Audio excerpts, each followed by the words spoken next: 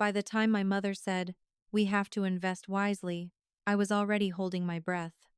She said it in Serena's kitchen, smiling into a crystal wine glass like she was discussing stocks instead of daughters. My sister's wedding binder was open across the marble island, covered in fabric swatches, floral sketches, and a typed budget that had one number circled in gold ink. $85,000. That was what my parents were spending on Serena's wedding. The dress alone was 15. The venue looked like a country estate people rented when they wanted their happiness photographed from above. And me?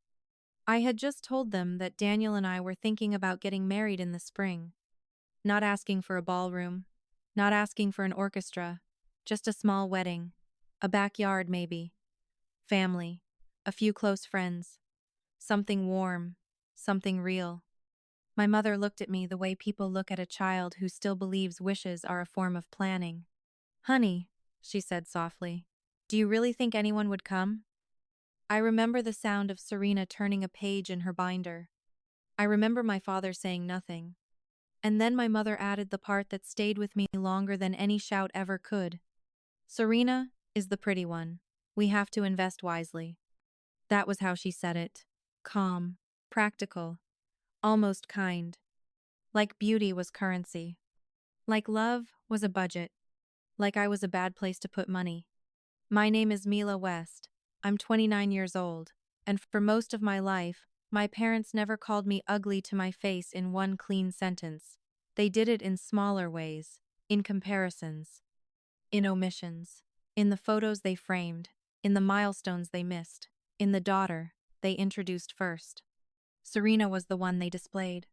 I was the one they kept in reserve. And if you know what it's like to be measured against someone in your own home, stay with me. Subscribe and stand for dignity. Some stories aren't loud at first. They bruise quietly. Because before I sat in the back row at my sister's wedding, before the best man stood up and changed everything, there were years of small humiliations that taught me exactly where my place was supposed to be. Growing up in the West household meant learning one simple rule very early. Serena shined. The rest of us adjusted around her light. My mother, Diane West, had once been a beauty pageant contestant in her 20s. She never won, but she came close enough that the loss stayed inside her like an unfinished sentence. When Serena was born with pale blonde hair and wide blue eyes, my mother decided fate had given her a second chance.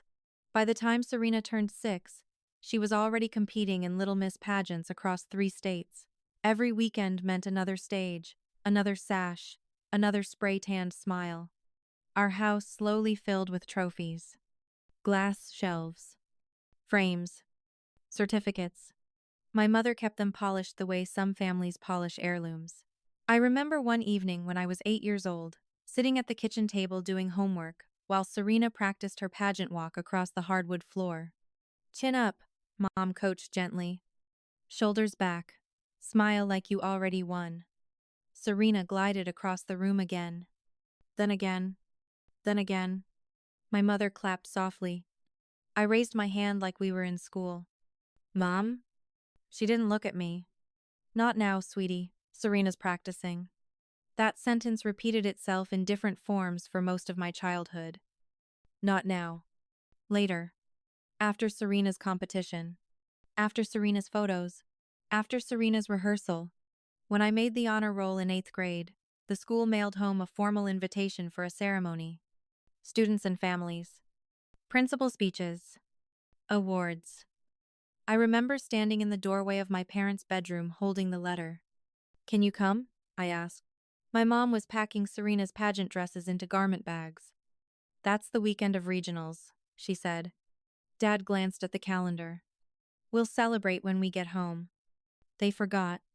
Not maliciously. Just naturally. Sometimes neglect doesn't feel like cruelty.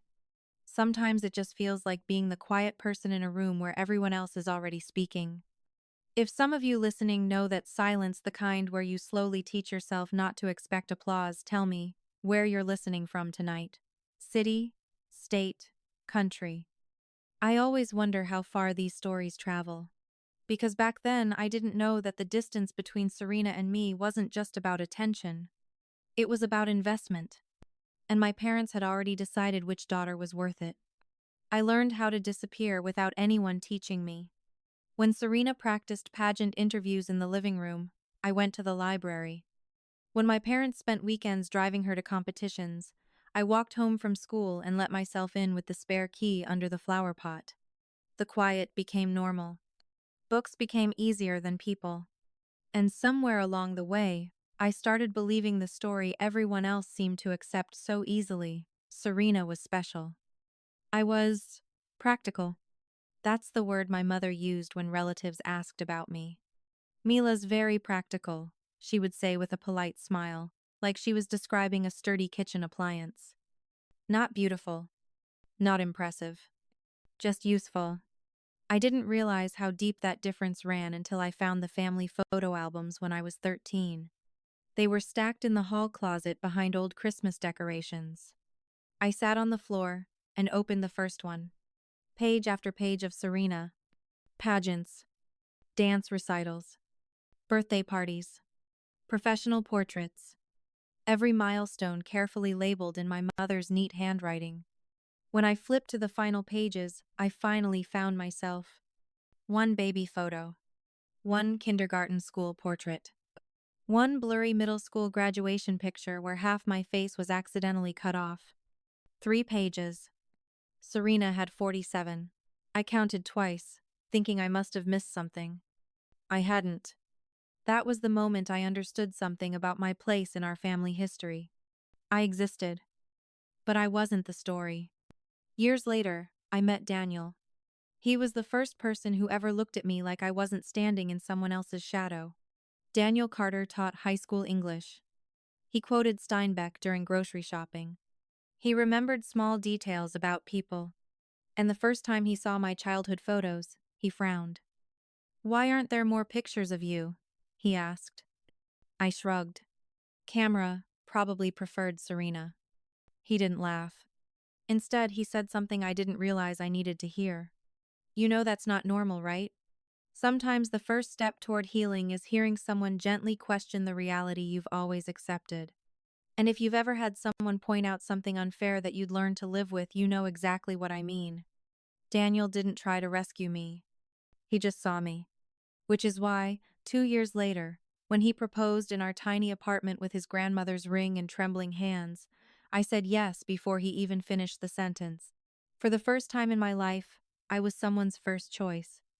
I just didn't know yet how hard it would be to believe that. Daniel proposed on a quiet Tuesday night. No rooftop. No hidden photographer. No violinist playing somewhere behind a hedge. Just our small apartment kitchen. The smell of pasta sauce still in the air. And Daniel pacing nervously near the sink while holding a tiny velvet box that he kept opening and closing, like he was checking if the ring might disappear. "Mila," he said, voice shaking. "I wrote something, but now I can't remember any of it." I laughed. That seemed to make him even more nervous. "I practiced this speech for 2 weeks, he admitted, running a hand through his hair. "But now that you're looking at me, I think my brain just quit." He opened the box anyway. Inside was his grandmother's ring. Not large. Not perfect. But it carried something expensive Serena's jewelry never did. History. "I know I'm just a teacher," he said, "and I know your parents probably imagined something different for you." Then he looked directly into my eyes. "But I promise I will always choose you, every day. Even on the days you forget how much you deserve that." My chest tightened. "Daniel," I whispered, "will you marry me?" I said yes before he finished asking. Later that night, we sat on the couch, my head resting against his shoulder, our hands still tangled together like we were afraid the moment might vanish if we let go. "You should tell your parents," Daniel said gently. "I will." But I didn't. Not right away. Because 3 months earlier, Serena had started dating Brandon Hayes. And when I say the name Hayes mattered in our city, I mean it mattered in the quiet, powerful way old money matters. Buildings carried their name. Hospitals carried their donations. And suddenly my parents weren't just excited about Serena's boyfriend. They were electrified. "This could change everything for our family," my mother whispered one night at dinner. not bothering to lower her voice. Serena pretended to be embarrassed, but she smiled while doing it. The engagement announcement came 6 months later. A 3-carat diamond, a rooftop proposal in Manhattan, a professional photographer capturing every second, and a wedding budget my parents announced like they'd won the lottery. $85,000, my mother said proudly. That was the night I decided it was time to share my own news. Daniel and I are engaged too, I told them. The silence that followed felt like a door quietly closing. If you've ever shared a joyful moment only to realize the room doesn't celebrate with you, you know that feeling. It's not loud. It's just empty. And that was the moment my mother picked up her wine glass, studied me carefully, and asked the question that changed everything. Daniel and I are engaged too, I said. For a second, nobody reacted. Serena flipped another page in her wedding binder. My father stared at the table like the wood grain might start speaking if he looked long enough. And my mother slowly placed her wine glass down beside Serena's budget sheet. Oh, she said lightly. That's sweet. Sweet. Not congratulations. Not excitement. Just sweet. Daniel had proposed 3 months earlier. I had spent those months quietly, hoping that when I told my parents, something in their faces would finally change. Maybe pride. Maybe surprise. Maybe even happiness. Instead, my mother tilted her head slightly, studying me the way you examine a problem that doesn't quite make sense. When are you thinking? She asked. Next spring, maybe, I said. We were thinking something small, maybe a backyard ceremony, just family and close friends. Serena's pen stopped moving. She glanced up briefly. My mother smiled in the same careful tone she used when correcting children. Honey, she said, do you really think anyone would come? I felt the air leave my lungs. Well, yes, I said slowly. Our friends, Daniel's family, you guys. My mother sighed gently. Mila, sweetheart, compared to Serena's wedding. She gestured toward the binder, toward the gold ink number circled on the page. $85,000. We have to invest wisely, she continued. Serena kept writing. My father still said nothing. And then my mother said the sentence that followed me for months afterward. Serena is the pretty one. She didn't whisper it. She didn't apologize. She said it the same way someone explains interest rates or property taxes. Like it was simply reality. That was the night I realized something about my family. They weren't trying to be cruel. They genuinely believed beauty deserved more resources. Serena was the future. I was manageable. Later that night, Daniel found me sitting on our apartment balcony staring at the city lights. He wrapped a blanket around my shoulders. How bad was it? He asked quietly. I tried to smile. They said Serena is the pretty one. Daniel didn't laugh. He didn't try to soften it. He just sat beside me and took my hand. Mila, he said gently. You don't have to keep trying with people who refuse to see you. I leaned my head against his shoulder. I know. But deep down, I still hoped they might one day change their minds. Which is why I still went to Serena's engagement party 2 weeks later. Alone. Daniel wasn't invited. Limited space, Serena had explained. And that night at the Hayes estate, something happened that made me realize Serena's perfect story wasn't quite as perfect as everyone believed. If you've been following this story, and you believe dignity matters more than appearances, subscribe for strength. Quiet stories like this travel further when people stand behind them. Because that night was the first time I noticed Tyler Hayes watching my sister in a way that didn't feel like family. The Hayes estate looked like something out of a magazine. White columns, perfect hedges trimmed into shapes that probably had their own gardeners. Soft golden lights stretched across the lawn where waiters carried trays of champagne that cost more than my weekly groceries. I arrived alone. Daniel wasn't invited. Limited space, Serena had told me over the phone earlier that week.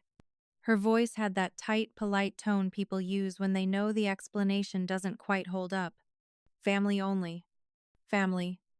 Apparently that category didn't include my fiancé. Inside the estate, The engagement party felt less like a celebration and more like a carefully curated exhibition. Brandon's college friends, his parents' business partners, relatives whose last names were engraved on hospital wings. I drifted through the crowd quietly, smiling when someone looked my way, pretending to study the garden lights when nobody did. Being invisible was a skill I'd spent years mastering. And then I noticed Tyler. Tyler Hayes was Brandon's younger brother. 28. A fitness trainer with the kind of confidence that came from knowing people noticed him the moment he walked into a room. Same dark hair as Brandon. Same strong jaw. But there was something sharper in Tyler's expression. Something restless. I saw him before he saw me. Because he wasn't looking at the guests. He wasn't watching Brandon. He was watching Serena. Across the lawn, my sister stood near the champagne fountain, laughing with a group of women who all looked like they belonged on skincare advertisements. Tyler's eyes didn't leave her. Not once. Then Serena glanced across the garden. Just for a second. And something passed between them. It was quick. Electric.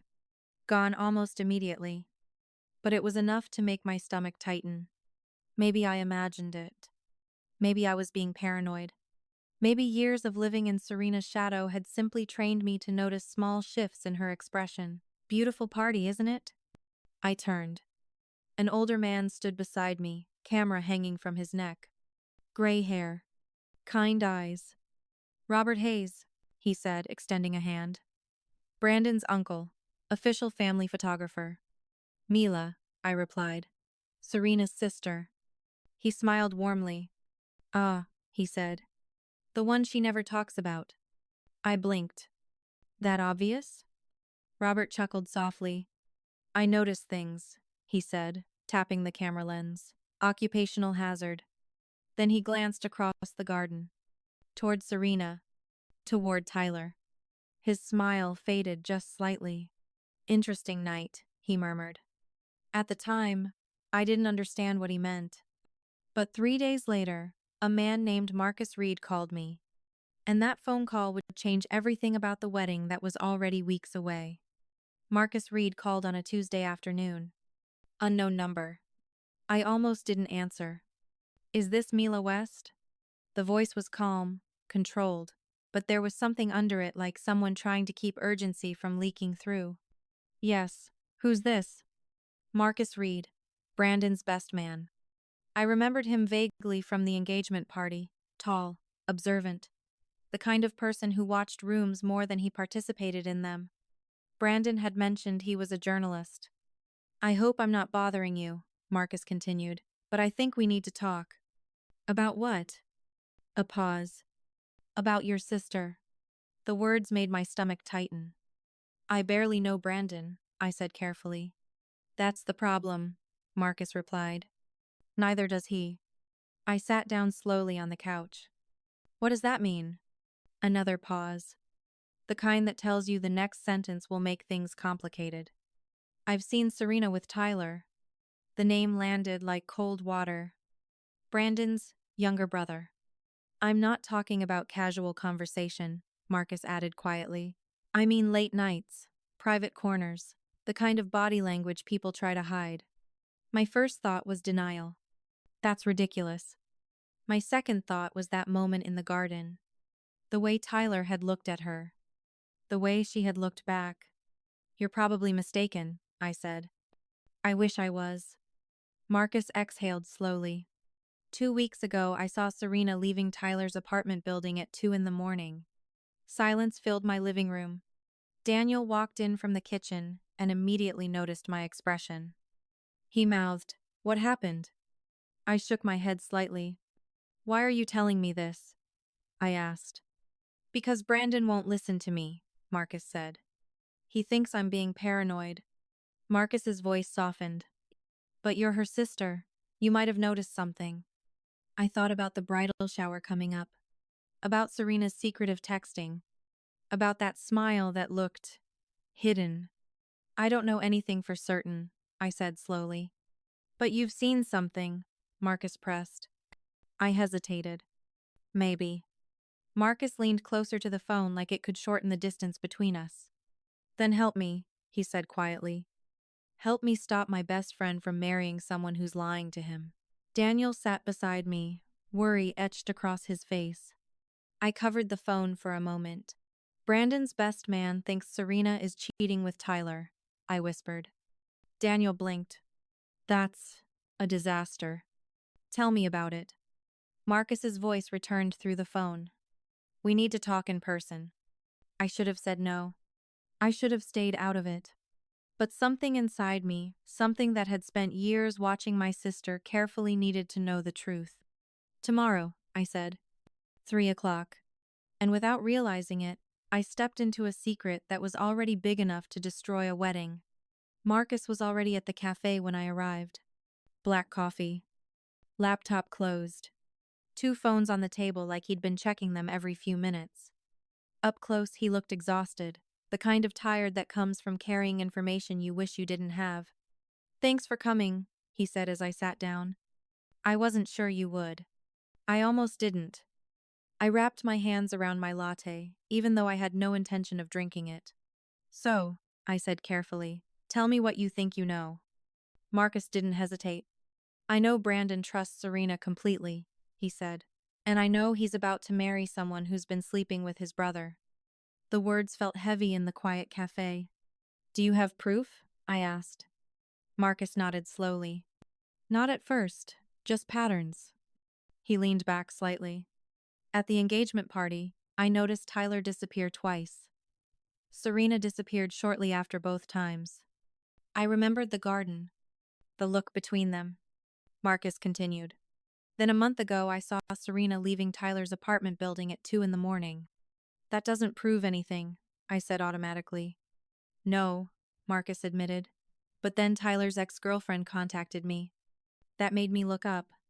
She'd suspected Tyler was cheating on her, Marcus explained. She checked his iPad one night while he was asleep. Marcus opened his laptop and turned it slightly toward me.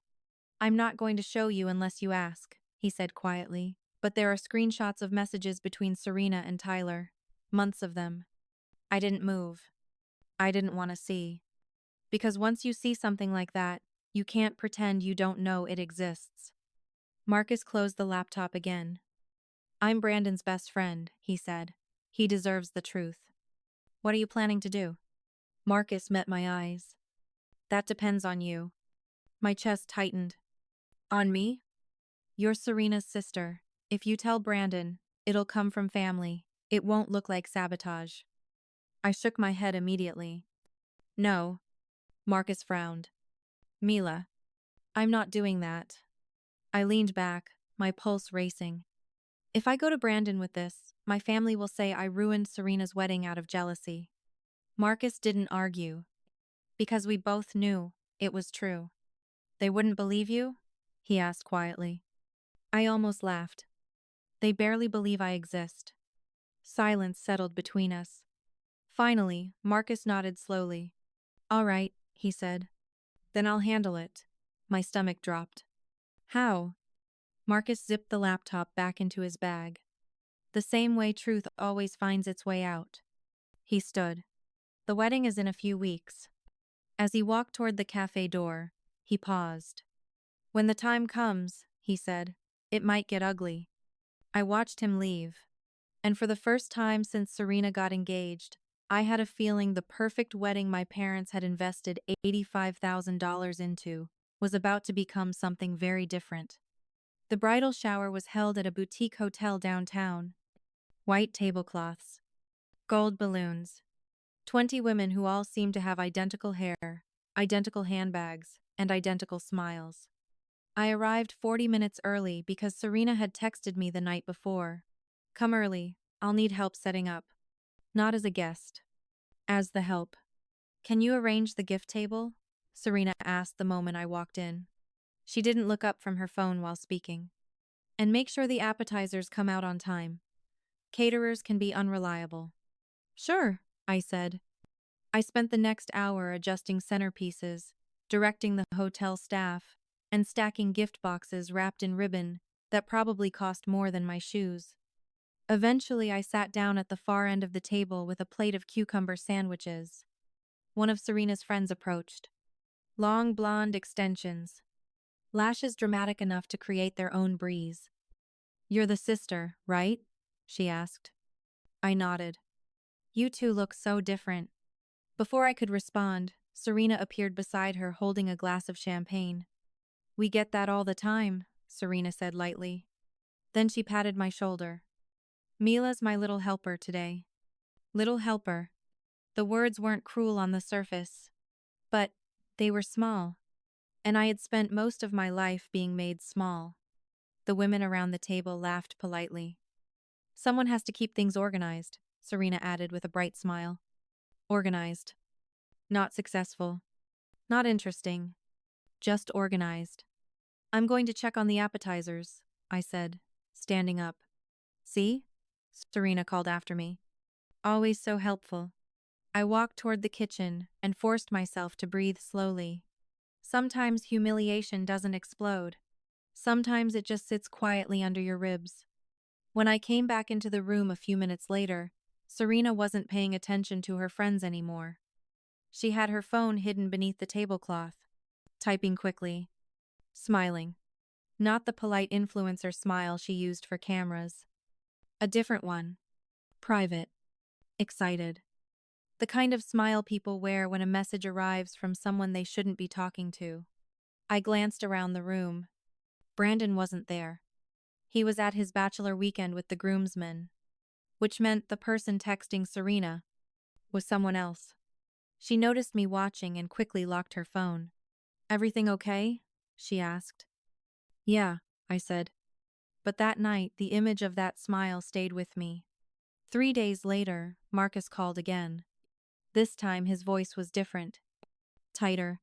"I think Robert has something," he said without greeting. "Robert?" "Brandon's uncle. The photographer." "What kind of something?" Marcus exhaled slowly. "A video." My stomach dropped. Because suddenly the wedding felt much closer.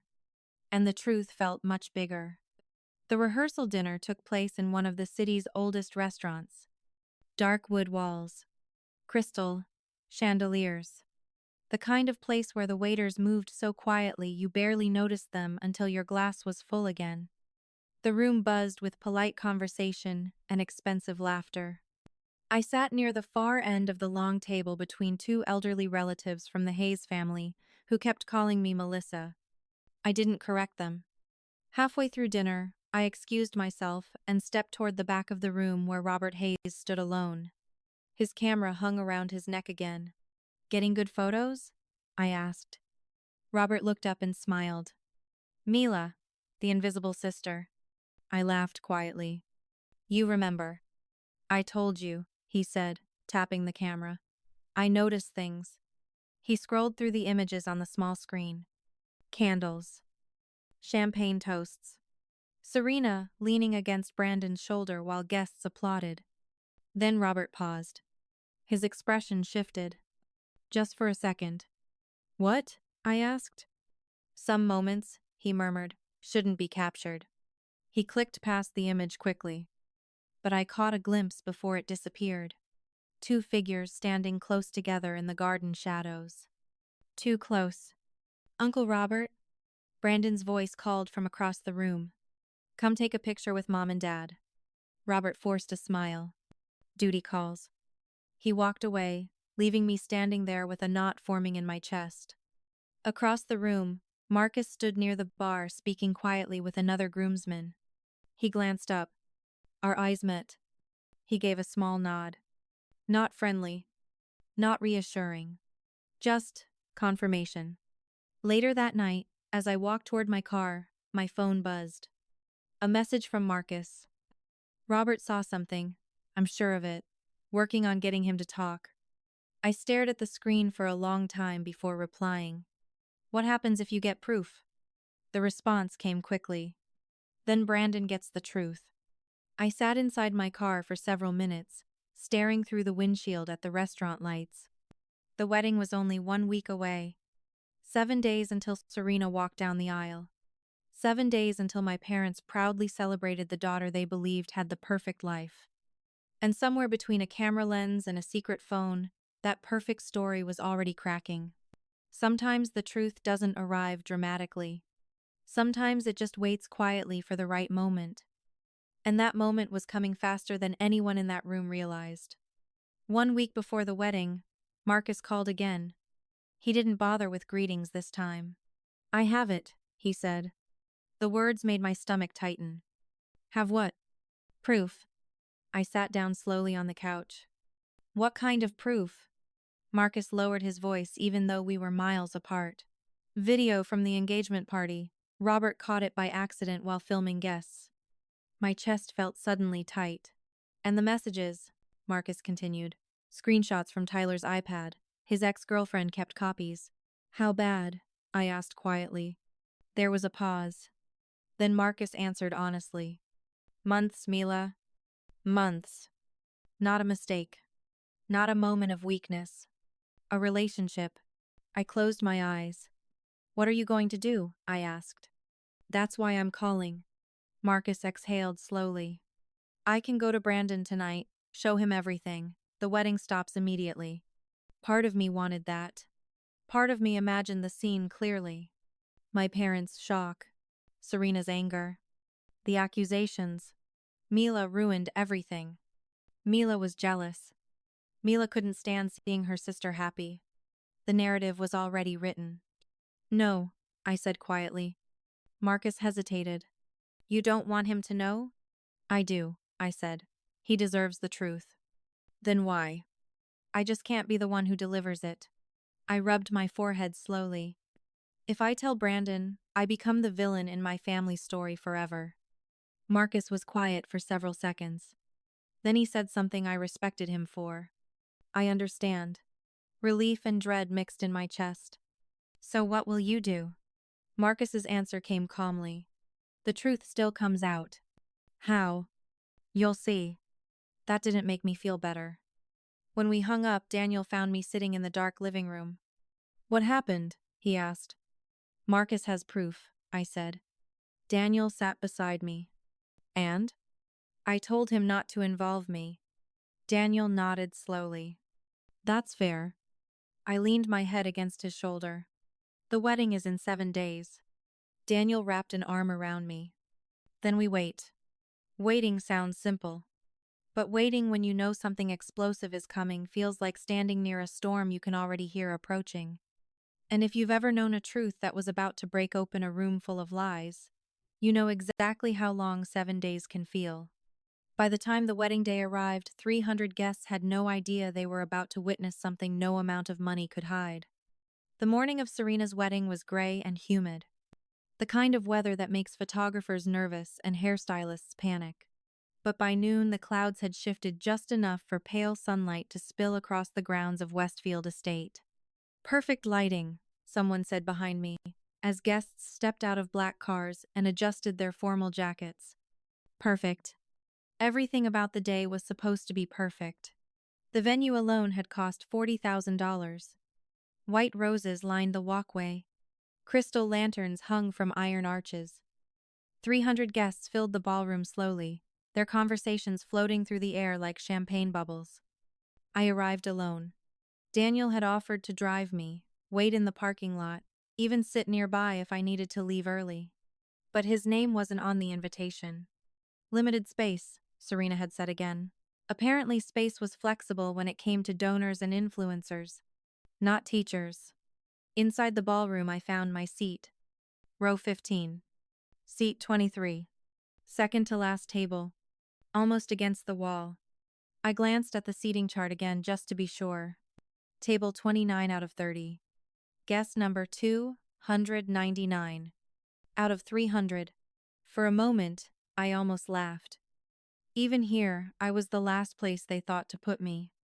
Across the room I spotted Marcus, standing near the altar with the other groomsmen, adjusting the cuff of his jacket. He looked calm. Too calm. Like someone who had already made peace with what was about to happen. Then I saw Tyler. Third groomsman from the left. His smile looked strained. Even from across the room, I could see sweat collecting along his hairline.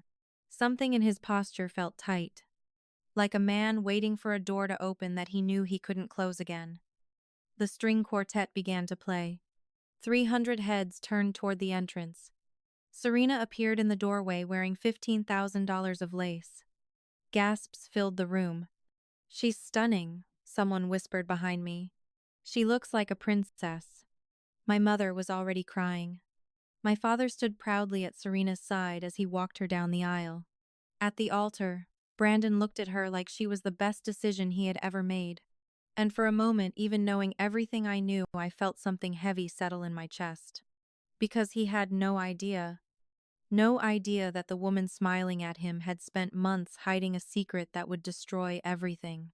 Sometimes betrayal isn't loud. Sometimes it's just two people standing at an altar, while the truth waits quietly somewhere else in the room. "I, Brandon Hayes, take you, Serena West." His voice was steady, warm, full of the kind of sincerity that made people believe in love again. I watched from the back row as he held Serena's hands, his thumb gently brushing over her fingers while he spoke his vows. To have and to hold, from this day forward, to be honest and faithful. Honest. Faithful. The words echoed strangely in my chest. Serena repeated her vows without hesitation. No shaking voice. No flicker of guilt. If she felt anything at all, she hid it perfectly. The officiant smiled warmly. "By the power vested in me." A pause. Then the moment everyone had waited for. "I now pronounce you husband and wife." 300 guests erupted into applause. The string quartet began to play again. Serena kissed Brandon. Cameras flashed. My mother cried harder than ever. From the outside, it looked like the perfect wedding. But as the newly married couple walked back down the aisle, I glanced toward the line of groomsmen. Tyler's face had gone pale. Marcus stood beside him, completely still. Not nervous. Not surprised. Just waiting. The reception began an hour later in the grand ballroom. White roses covered every table. Crystal chandeliers reflected candlelight across the polished floor. Serena and Brandon shared their first dance while guests filmed with their phones. I sat quietly at table 29 with strangers who never asked my name. Then my mother stood up. She walked to the microphone near the dance floor. "I'd like to say a few words about my beautiful daughter." The room quieted. Mom smiled proudly. "Serena has been my pride and joy since the day she was born." Polite laughter. Soft applause. I always knew she was destined for something special. Her voice trembled with emotion. And today, seeing her marry such a wonderful man, I know all my dreams for her have come true. Guests raised their glasses. Then my mother looked out across the room. "My other daughter is here somewhere too," she said lightly. "Mila, wave from wherever you are." 300 faces turned, searching. A few people laughed when they couldn't find me. I didn't wave. "Well," Mom chuckled, "she's always been the shy one." My other daughter. Not Mila. Not my younger daughter. Just the other one. Across the ballroom, Marcus reached into his jacket and quietly pulled something from his pocket. A small silver USB drive. He looked up. Our eyes met. His expression didn't change. But I understood exactly what that moment meant. Because seconds later, the master of ceremonies stepped forward. "And now," he announced cheerfully, "please welcome the best man for his toast." Marcus stood up slowly. And the room had no idea the celebration it had paid $85,000 to create was about to collapse in less than 5 minutes. Marcus adjusted his tie as he walked toward the microphone. The room welcomed him with warm applause. Best man speeches were usually harmless. Funny college stories. Embarrassing childhood memories. A few sentimental lines about love. Nothing anyone needed to brace for. Marcus smiled politely when the applause faded. "Brandon and I met during freshman year of college," he began. His voice carried easily through the ballroom. "Back then he let me borrow his notes when I skipped class, brought me soup when I had the flu, and once drove 4 hours in the middle of the night to help me move out of an apartment after a terrible breakup." Soft laughter rippled through the crowd. Brandon raised his glass toward Marcus. Serena smiled gracefully beside him. Marcus nodded slightly. "He's the most loyal man I know," he continued. "The kind of person who believes honesty is the foundation of every relationship." Something in his tone shifted slightly. "Subtle, but I heard it." "Brandon once told me that without trust," Marcus said carefully, "love becomes something fragile." The room grew quieter. Still comfortable. Still unsuspecting.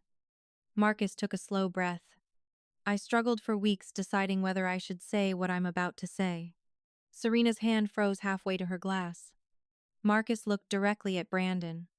"You're my brother in every way that matters," he said softly. "And because of that, you deserve the truth." Confused murmurs spread through the ballroom. Brandon chuckled awkwardly. "All right, man," he said. "You're getting serious on us." Marcus didn't smile. "I am serious." Now the room was silent. 300 people waiting. Marcus glanced briefly toward Tyler. Tyler had gone completely white. "I believe everyone here deserves to see what honesty looks like." Behind the head table, the large presentation screen flickered to life. At first, people assumed it was the planned photo slideshow. A few guests even lifted their phones to record. But instead of engagement photos, the screen showed something else.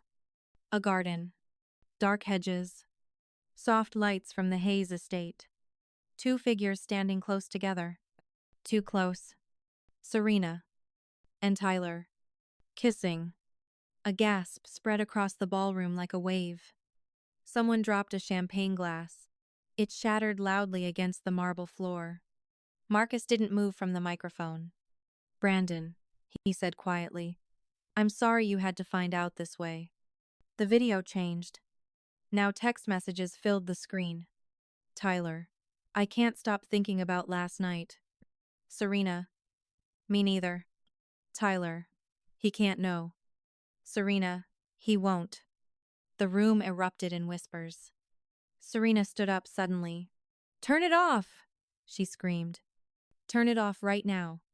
But no one moved. 300 guests stared at the screen. At the bride. At the groom. At the brother. And in that moment, the $85,000 wedding stopped being a celebration. It became a revelation. Because Brandon slowly turned toward Serena and asked the question that froze the entire ballroom. "Tell me it's fake." Brandon's voice barely carried across the head table.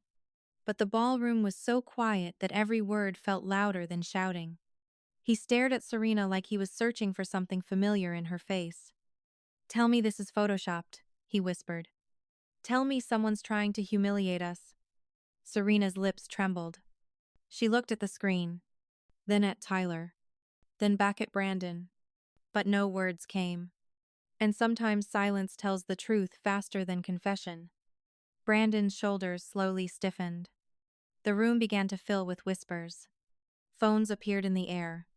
Some guests backed away from the head table like they were watching a fire spread. "My brother?" Brandon asked quietly. He turned toward Tyler. "My own brother?" Tyler stood frozen beside the other groomsmen. A thin line of sweat ran down his temple. "Brandon." The punch landed before Tyler finished the sentence. Gasps exploded through the ballroom as Tyler stumbled backward into a table, sending champagne glasses crashing to the floor. "My own brother!" Brandon shouted now. His voice cracked with something deeper than anger. Betrayal.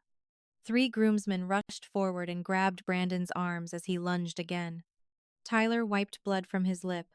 "Listen to me," he said quickly. "It didn't mean anything." Months of messages still glowed on the screen behind him. Brandon let out a broken laugh. "Didn't mean anything?" Serena rushed between them, mascara already streaking down her cheeks. "Brandon, please," she sobbed. "Just let me explain." He stepped away from her like she had burned him. "Don't touch me." "Brandon, we're married," she cried.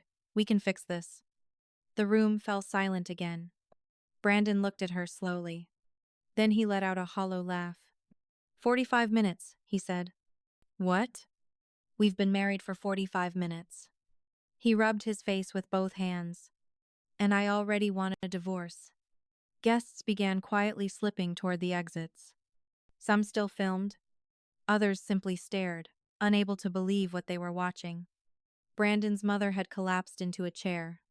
His father stood beside her, whispering something urgently while she shook her head over and over. No, she kept saying. No, no, no. Tyler stepped backward. Brandon, I'm sorry, he said again. Get out. The words came low and cold. Before I forget, you're my brother. Two of the groomsmen grabbed Tyler by the arm and pulled him toward the exit. He didn't resist. He didn't look back. And Serena? Serena stood in the center of the ballroom wearing $15,000 of lace, while the life she had built on perfection collapsed around her. For a moment, just one moment, I almost felt sorry for her. Then I remembered every time she had stood quietly while I disappeared beside her. And the feeling passed. Because sometimes the truth doesn't destroy a life. Sometimes it just removes the illusion that was holding it up. The ballroom looked like the aftermath of a storm. Chairs pushed out of place. Champagne soaking into white tablecloths. Guests whispering in shocked clusters near the exits. The towering wedding cake still stood untouched at the center of the room, its porcelain bride and groom topper smiling down at a celebration that no longer existed. Serena was still standing where Brandon had left her. Her hands trembled at her sides. The perfect bride. Suddenly alone in the middle of 300 witnesses. Across the room, my mother looked like someone had pulled the floor out from under her. She clutched my father's arm so tightly her knuckles had turned white. Our Serena, she whispered. My father didn't answer. He just stared at the floor. Then my mother saw me. Her eyes widened slightly, like she had suddenly remembered something she had forgotten earlier. Mila. She rushed toward me through the scattered chairs. You knew, she said, grabbing my arms. You knew something about this, didn't you? I held her gaze calmly. I suspected. Her grip tightened. Why didn't you tell us? The question hung in the air. For a moment I almost laughed. Not because it was funny. Because it was unbelievable. Would you have believed me? I asked quietly. My mother opened her mouth, closed it again. Of course I would have. Really? I said gently. If I had told you Serena was cheating with Brandon's brother, would you have believed me? Her eyes flickered. Or would you have said I was jealous? Would you have told me not to ruin Serena's happiness? The silence answered for her. I carefully removed her hands from my arms. That's what I thought. Behind us, Brandon walked toward the ballroom doors with Marcus beside him. He didn't look back. Not once. My attorney will contact you Monday, he had told Serena before leaving. Annulment proceedings start immediately. Serena collapsed into a chair the moment he walked out. Her veil slipped sideways. For the first time in her life, nobody rushed to fix it. I picked up my purse and headed for the exit. Mila, wait. My mother hurried after me again. You can't just leave. I stopped. Turned slowly. Why not? Serena needs you right now. I stared at her. For a long moment neither of us spoke. Then I asked the question that had been waiting 30 years to be said. Am I her sister? I said quietly. Or just the organized one who cleans up her mess? My mother's face crumpled. Mila, I love you. Maybe she meant it. But love without respect feels a lot like absence. I'm done being invisible, I said calmly. Then I walked out of the $85,000 wedding my parents had invested everything in, and into the parking lot where Daniel had been waiting the entire time. Daniel was leaning against his car when I walked into the parking lot. He had been there the entire time. I could tell by the way the hood of the car was warm from the engine running earlier, and the way he straightened immediately when he saw my face. How bad was it? He asked. I opened the passenger door slowly and sat down before answering. For a moment I just stared through the windshield at the grand entrance of Westfield Estate. Guests were still leaving in small clusters. Some looked stunned. Others were already whispering to each other, phones out, replaying the moment that had shattered Serena's perfect wedding. Biblical, I finally said. Daniel nodded once, like that answer told him everything he needed to know. He didn't press for details. He just started the car. We drove in silence for the first 10 minutes. The estate faded behind us, replaced by quiet suburban streets and dim streetlights reflecting off wet pavement. Only when we reached the highway did Daniel speak again. Did you know it would happen today? I thought about Marcus. About the USB drive. About the look Tyler had on his face before the ceremony even began. I knew the truth was coming, I said. I just didn't know when. Daniel glanced over briefly. Are you okay? That question surprised me. Not because it was unusual for him to ask, but because I didn't know the answer. For 29 years, Serena had been the center of my family's universe. Everything revolved around her. Her beauty, her success, her opportunities. And tonight, in less than 10 minutes, that entire orbit had collapsed in front of 300 witnesses. You'd think I'd feel satisfied, I admitted quietly. Vindicated, maybe. Daniel kept his eyes on the road. But you don't, he said. No. I shook my head slowly. I mostly just feel tired. Tired of competing in a race I never entered. Tired of waiting for my parents to notice me. Tired of pretending the comparisons didn't hurt. Daniel reached across the center console and took my hand. You're not in that race anymore, he said gently. I looked down at the engagement ring on my finger. His grandmother's ring. Small. Simple. Real. No, I said after a moment. I'm not. We drove the rest of the way home without talking about Serena, Brandon, or the disaster unfolding behind us. For the first time that night, the silence felt peaceful instead of heavy. By the time we pulled into our apartment parking lot, my phone had already begun buzzing in my purse. Messages. Missed calls. Notifications. The story was spreading. And by morning, the $85,000 wedding my parents had invested everything in would be everywhere. By the next morning, the story had already escaped the walls of Westfield Estate. Someone had filmed Marcus's speech. Someone else had recorded the moment the screen lit up behind the head table. And at least a dozen guests had captured Serena screaming while Brandon stood frozen beside her, asking the question that ended his marriage less than an hour after it began. By noon, the clips were everywhere. Instagram, TikTok, local gossip accounts. Even a few online tabloids picked it up. The headline that spread fastest was brutal in its simplicity. Bride exposed for affair with groom's brother during wedding reception. I saw it when my phone buzzed for the 10th time that morning. Daniel was sitting across from me at the kitchen table grading essays, a red pen moving steadily across a stack of student papers. You probably shouldn't read the comments, he said gently, when he noticed my expression. I'm not looking for them, I replied. But they found me anyway. Serena had built her entire online image around perfection. 500,000 followers watched her morning routines, relationship advice, and glossy photos of the life she claimed she was building with Brandon. Now those same followers were watching the collapse. The numbers were falling. 500,000, 480,000, 440,000. Every time I refreshed the page, another few thousand people had disappeared. Brand partnerships vanished even faster. By that afternoon, 3 sponsorship deals had already been canceled. One of them alone had been worth almost $50,000 a year.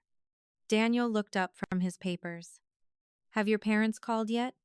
Not yet, I said, which surprised both of us. Because normally, when something went wrong in Serena's life, the entire family mobilized immediately. Phone calls, damage control, long explanations about misunderstandings. But this situation was different. This time, there was no way to reframe what everyone had seen. Late that evening, my phone finally rang. Mom. I let it ring twice before answering. Mila, she said quietly. Her voice sounded smaller than I had ever heard it. I need to talk to you. I leaned against the kitchen counter. About what? There was a long pause on the other end. Then she said something I had never heard her say before. I didn't see it. See what? Serena, she whispered. I didn't see who she really was. For 32 years, my mother had described Serena like she was the best decision life had ever made for our family. Now that image had collapsed in front of 300 guests. I trusted her, Mom continued softly. I believed everything she showed us. I listened quietly. Because there was something missing from her words. Something she still hadn't said. She was apologizing for believing Serena. But she wasn't apologizing for how she had treated me. And for the first time in my life, I realized I wasn't willing to ignore that difference anymore. I stayed quiet for a few seconds after my mother finished speaking. On the other end of the line, I could hear her breathing unevenly, like she had been crying before she called. I trusted her, she repeated softly. All these years, I thought I knew who she was. I leaned against the counter and looked out the kitchen window. The street outside was calm, a couple walking their dog, a car passing slowly under the streetlight. Normal life continuing. Mom, I said gently, you're apologizing for not seeing Serena clearly. Another pause. But what about me? Silence. The kind of silence that tells you someone didn't expect the question. I wasn't trying to hurt you, she said finally. I just thought Serena needed more. More. More attention. More opportunities. More investment. More belief. I closed my eyes for a moment. Mom, I said quietly, you spent my whole life telling me Serena was the pretty one. Her breath caught. I never said. You did, I replied calmly. Maybe not in those exact words every time, but you said it in other ways. I thought about the photo albums, the missed ceremonies, the backyard wedding conversation, the seat at table 29. You didn't just believe in Serena, I continued. You built everything around her. On the other end of the phone, my mother began crying again. Mila, I didn't realize. That sentence would have meant everything to the girl I used to be. The girl who waited for years hoping her parents would notice the imbalance. But the woman standing in my kitchen now understood something different. Real change doesn't come from realizing you were wrong. It comes from choosing to behave differently afterward. I'm getting married next month, I said quietly. The crying stopped. You are? Yes. Daniel? Of course, Daniel. A small laugh escaped her, weak but genuine. I'd like you and Dad to come, I continued. Another pause. You mean that? She asked carefully. Yes, I said. But there's something you need to understand first. What? It's not going to look like Serena's wedding. 30 people. Daniel's parents' backyard. A borrowed tent. A minister who happened to be one of Daniel's former teachers. No marble ballroom. No orchestra. No $85,000 budget. Mom, I said gently, if you come, you're coming as my parents, not as Serena's parents who happen to have another daughter. Her breath shook. We will, she said quietly. I promise we will. When the call ended, Daniel was standing in the doorway watching me. How did it go? He asked. I set my phone down slowly. They're coming. Daniel smiled. And how do you feel about that? I thought about Serena's empty ballroom. About the rain clouds gathering outside our window. About the life Daniel and I were building that had nothing to do with being the pretty one. Ready, I said. For the first time in a long time, I really meant it. The day I married Daniel, it rained. Not the soft drizzle Serena had on her wedding morning. A full, steady downpour that turned the grass in Daniel's parents' backyard into patches of wet earth and forced everyone to gather under a rented white tent that looked like it had already survived a few weddings before ours. And somehow, it was perfect. 35 people came. Not 300. Just the people who actually loved us. Daniel's parents stood in the front row, smiling like they had been waiting years to welcome me into their family. My parents sat in the second row. Not the center. Not the spotlight. But they were there. My mother cried quietly through most of the ceremony. My father kept clearing his throat and blinking hard like he was trying not to. For once, their attention wasn't somewhere else. It was on me. Marcus came too. He arrived early and shook Daniel's hand like they had known each other for years. Brandon came with him. He looked lighter than the last time I saw him walking out of that ballroom. Healing doesn't happen quickly after a betrayal like that, but time had softened the anger in his face.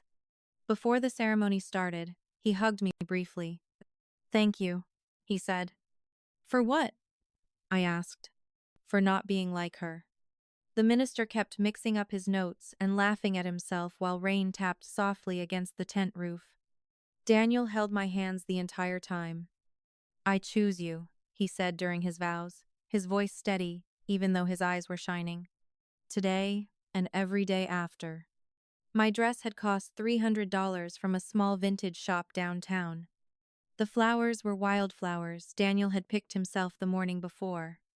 And somehow, standing there in the rain with mud on my shoes and 35 people smiling at us, I felt richer than any $85,000 wedding could have made me.